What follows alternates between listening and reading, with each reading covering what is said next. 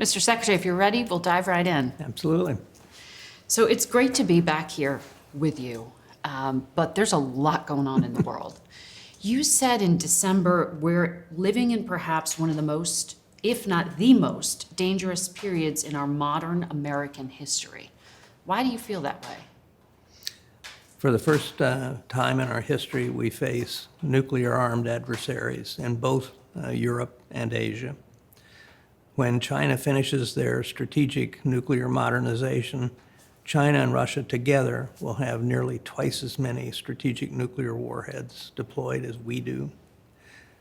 We have never faced a country, at least since the British Empire, that had greater manufacturing and industrial capacity than the United States. We have not faced a country that was as technologically advanced as we are.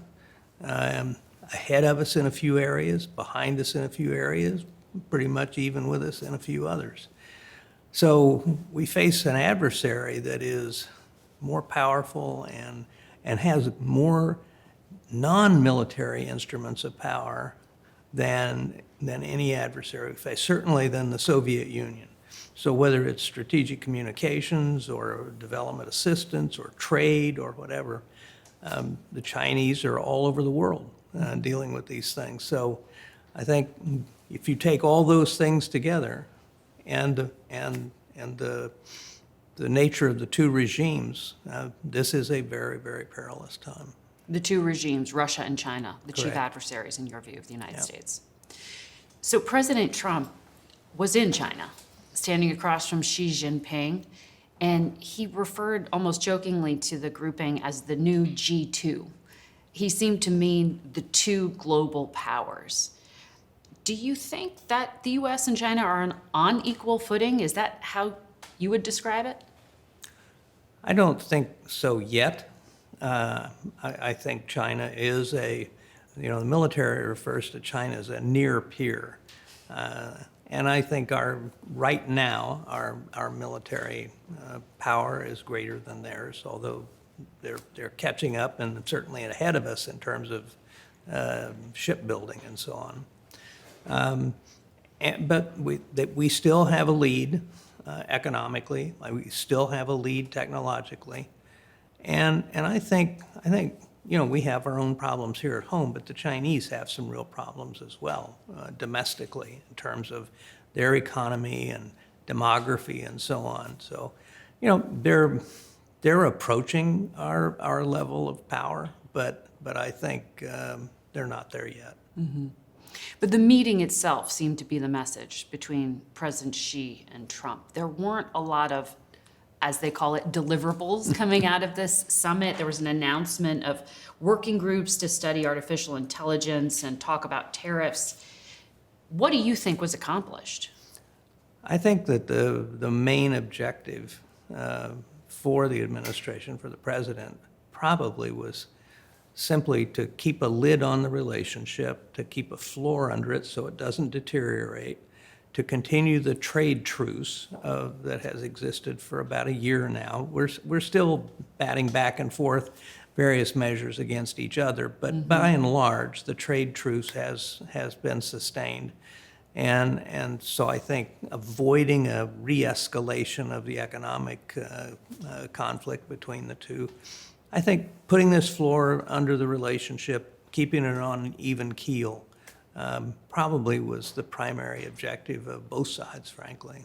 Certainly for the business community. That was their concern. And if we can get some greater business opportunities, of course, take advantage of that, and we'll see what happens. Well, Xi Jinping's language in that public statement that was released by his government was very strong on Taiwan. China considers it a core issue, as they described it. The U.S. still officially has this stance of strategic ambiguity. But do you think the tone needs to shift a little bit from the United States, given how strong the Chinese rhetoric is now? I think the Chinese rhetoric has often been strong in the past when it comes to Taiwan. Whenever we've made an arms sales to Taiwan in the past, the Bush administration, the Obama administration, and so on, the Chinese rhetoric gets very, very strong. So I think Xi was reiterating the Chinese position on that. I think it would be a mistake to change the carefully worded position of the United States with respect to Taiwan. Any change at all, the nuances, this is one of those things where the experts parse these things Yes. down to the tense of the verbs and so on. So I think keeping things, the U.S. position as it has been was important, and I think everything I've read so far indicates that the president did that. So leave it open to question whether the U.S. would militarily come to the defense of Taiwan if China were to move on it. Yes. That needs to be an open question. Well, on paper, the president has made significant pledges to Taiwan in terms of promised arms sales, not delivered on yet.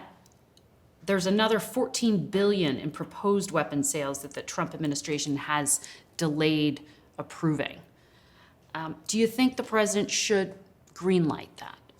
I think he should. I think we should go forward with what we've agreed with Taiwan. One of the concerns that I have is even with respect to previous arms sales, there is a huge backlog Right. of weapons that we have sold to Taiwan that we have not been able to deliver because we don't have the supplies.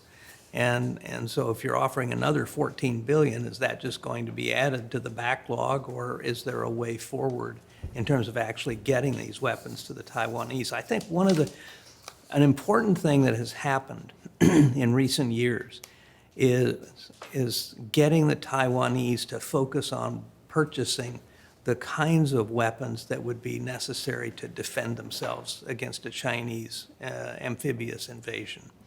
In the past, they wanted the kinds of high-end weapons that would enable them to retake the mainland. Well, that's never going to happen. Mm-hmm.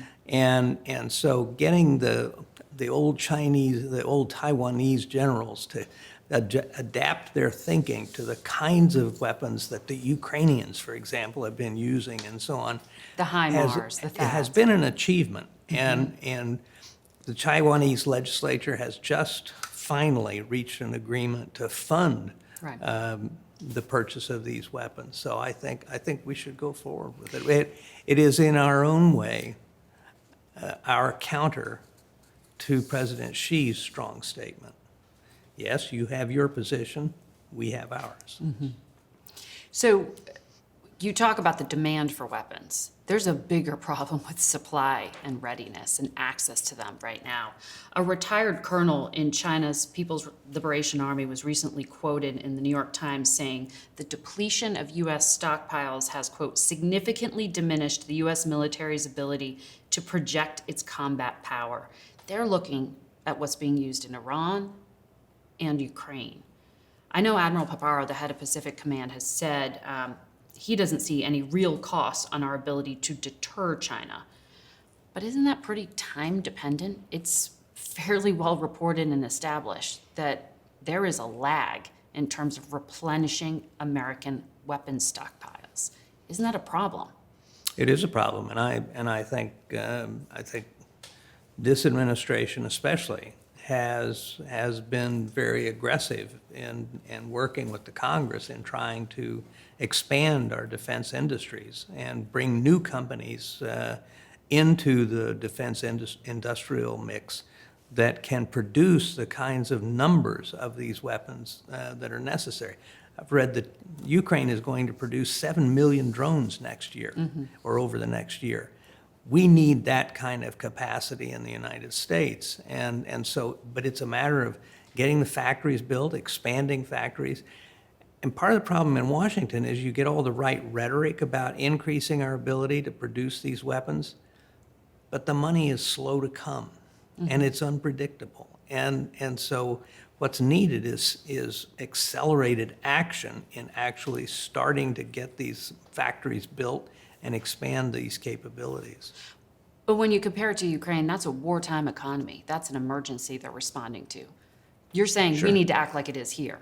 Absolutely, absolutely. We do need to replenish, and I would say that, you know, I'm well away from it now, but based on everything I've seen, I think that where we have the real shortfalls are in precision-guided munitions, but also defensive missiles like Patriots, the THAAD missiles, and the Navy's Standard Missile 3 that are our most effective, although very expensive, air and missile defense systems. And those are the ones that have been expended especially.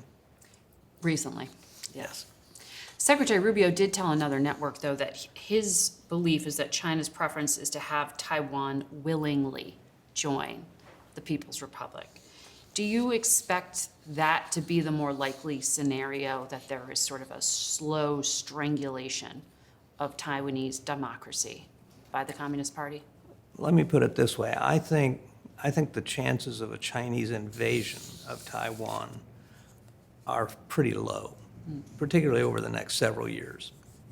And partly because Xi has other options open to him that involve far less risk.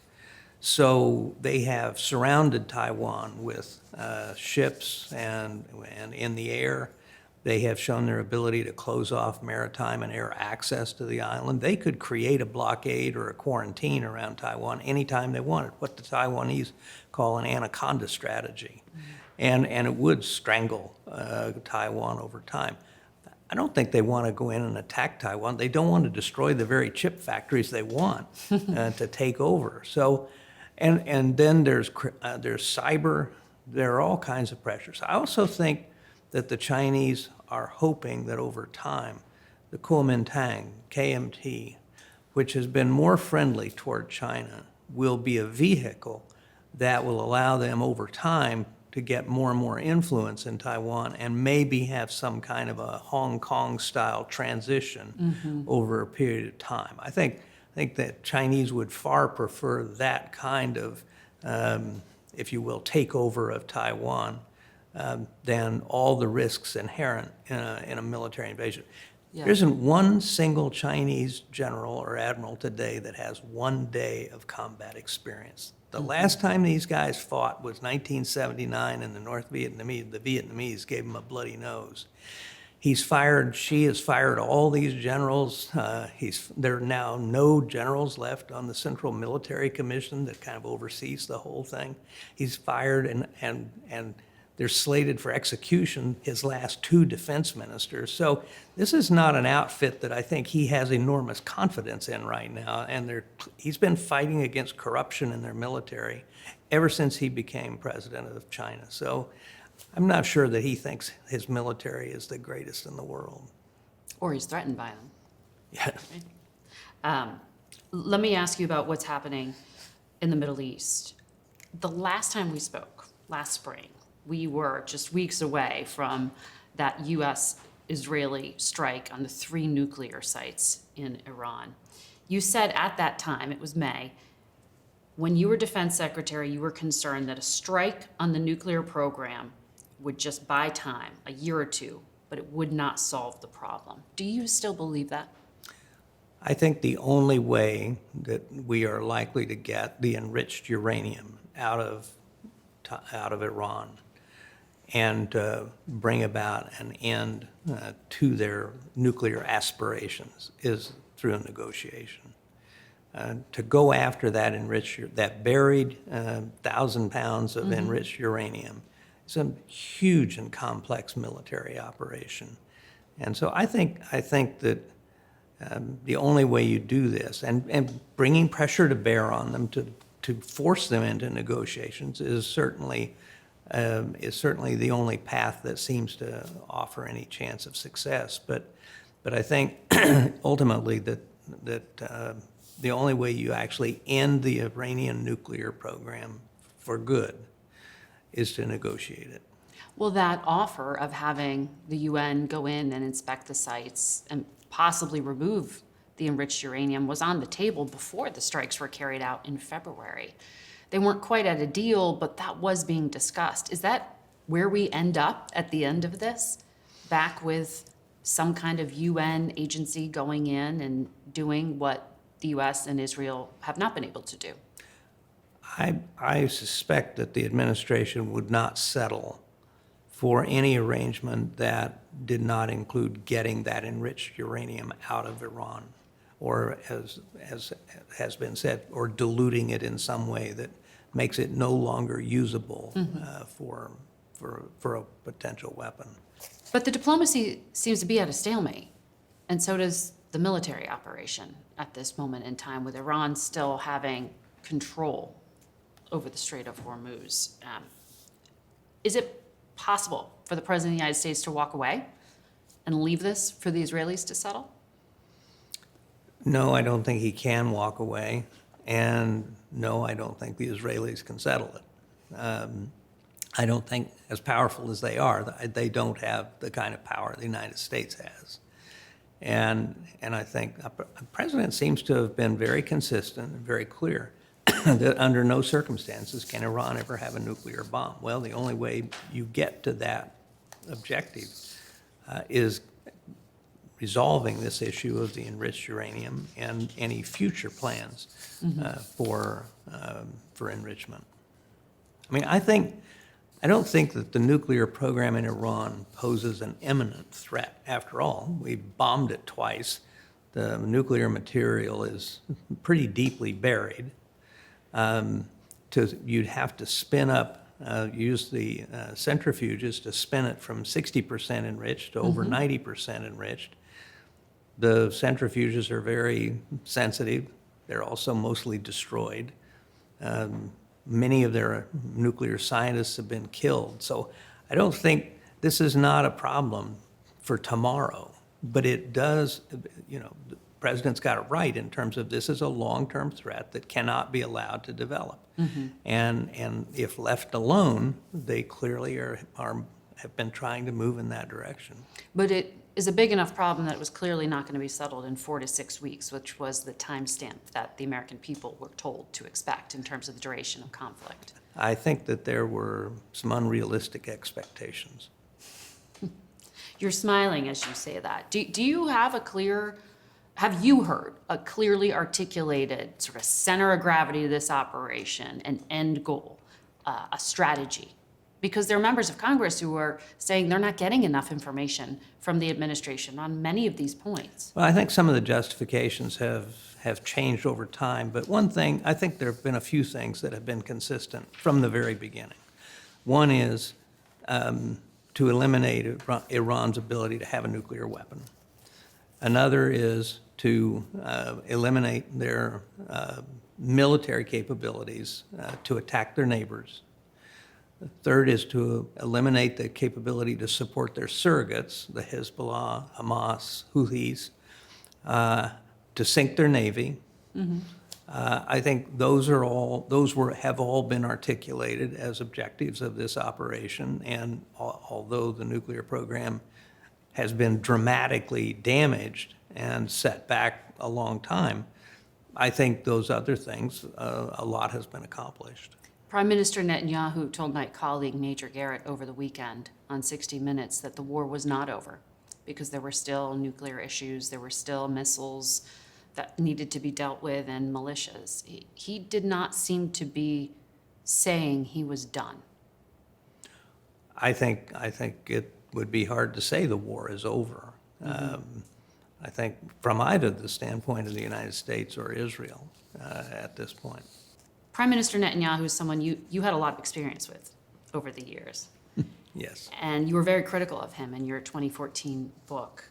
You referred to his arrogance and outlandish ambition and his approach specifically to Iran. You recalled a disagreement during a 2009 meeting where he argued an attack on Iran's nuclear facilities would trigger the Iranian people to overthrow the regime and that Iran would not attack, he said, American targets or oil facilities in the region.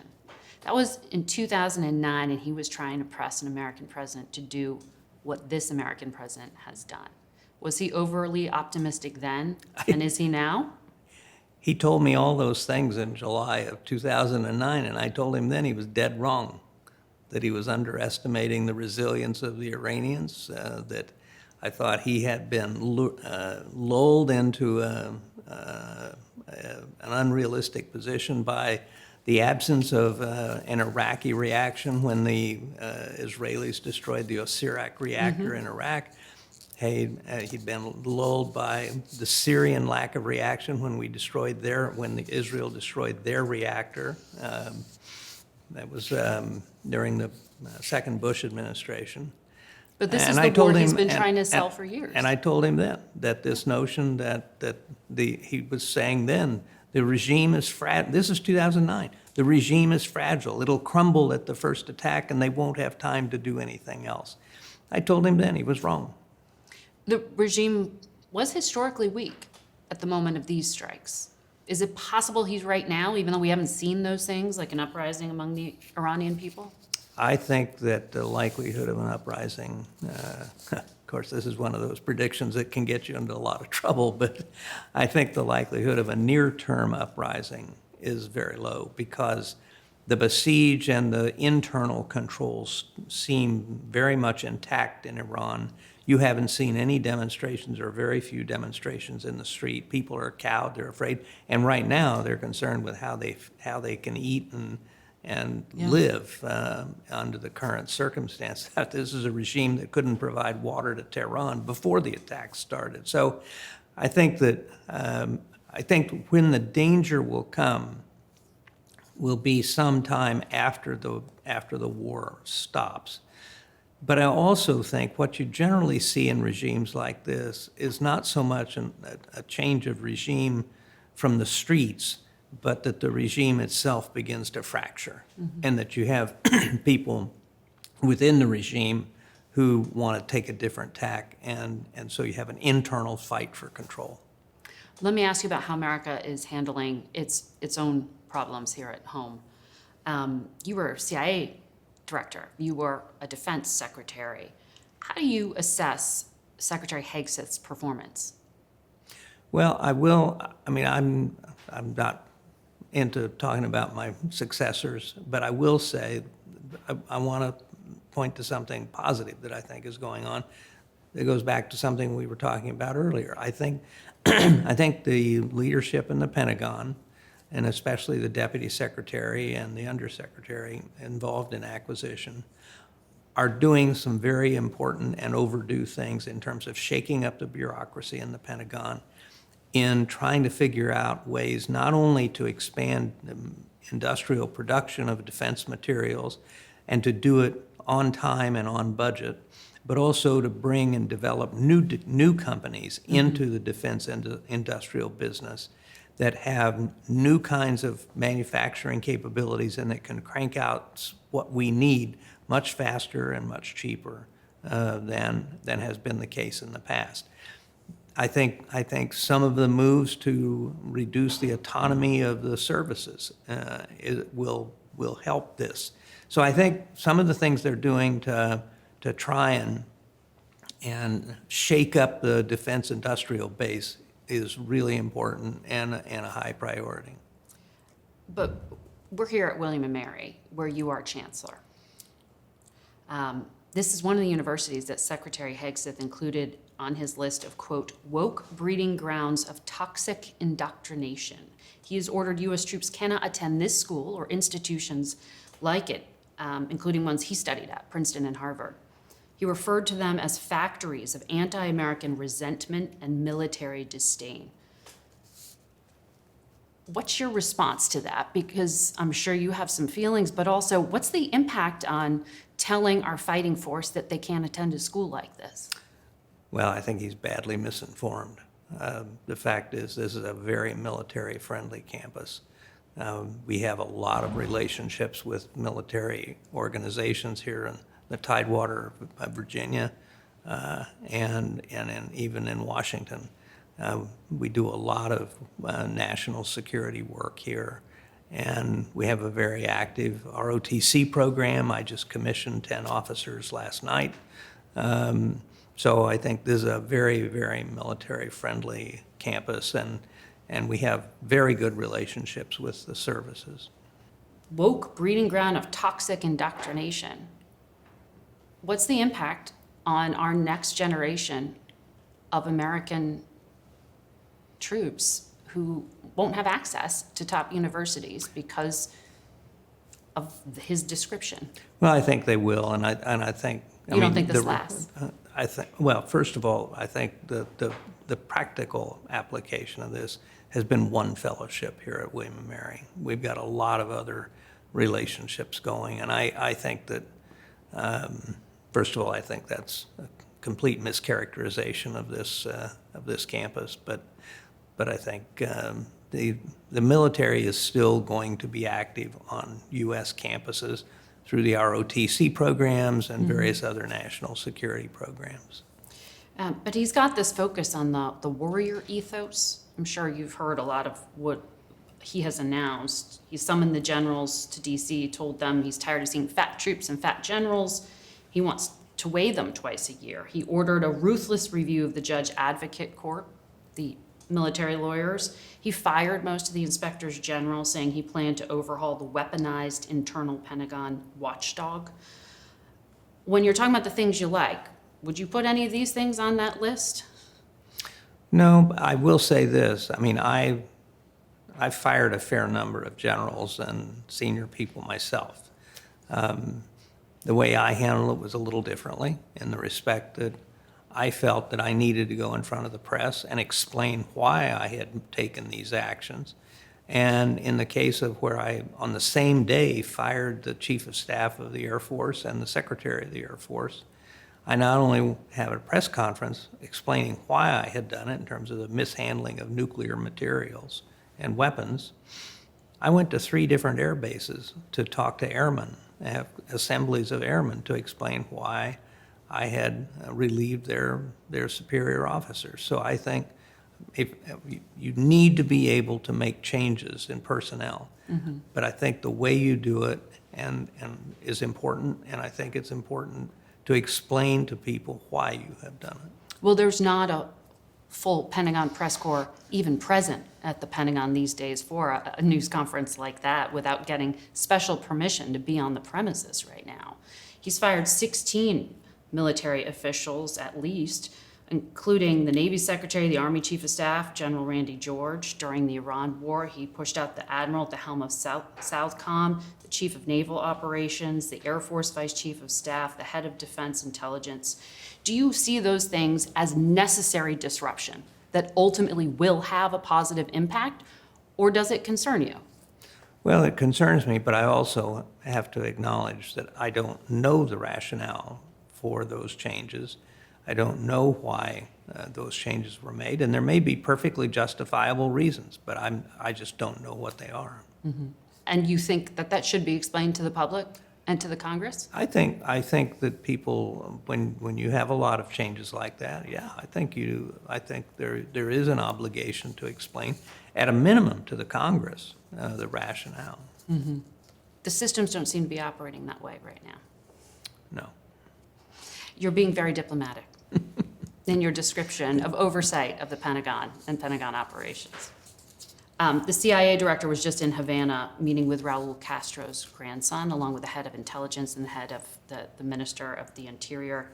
The U.S. is offering Cuba aid. They're pressing for political change and floating the potential of indicting 94-year-old Raul Castro, who's no longer in power, but he's clearly influential. Does it matter to U.S. national security what happens on this island? I think that actually the biggest risk is that we end up with another Mariel evacuation from Cuba that has tens of thousands of Cubans heading to the United States out of desperation, as happened a number of years ago. So I think that's actually, at this point, the biggest threat. You know, the Cubans have had a lot of security people in Venezuela. They formed the security cordon around Maduro. He didn't trust his own people. They've done this in other countries. So they have been involved in ways that impact our national security and our interests in their engagement in other countries for a long time. But are they an imminent threat to the United States, other than in these, if you will, peripheral ways? I think the main threat is, frankly, collapse. Which the administration says they're trying to avoid. Right.